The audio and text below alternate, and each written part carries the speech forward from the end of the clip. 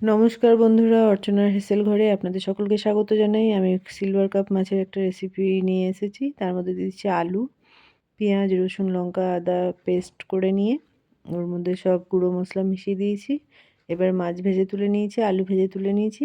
কড়াইয়ের মধ্যে ওই তেলেই ফোড়ন দিয়ে দিলাম জিরে, শুকনো লঙ্কা, পেঁয়াজ কুচি দিয়ে আমি মশলাটা ওর মধ্যে দিয়ে দিচ্ছি।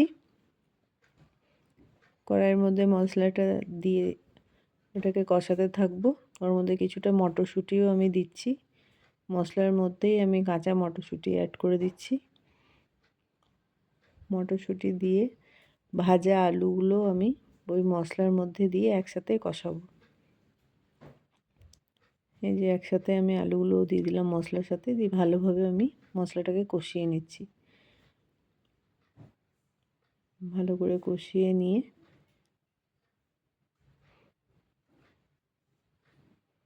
দেখুন, ভালো করে কষিয়ে নেওয়ার পরে দেখুন তেল ছাড়লেই ওর মধ্যে আমি জল দিয়ে দেবো।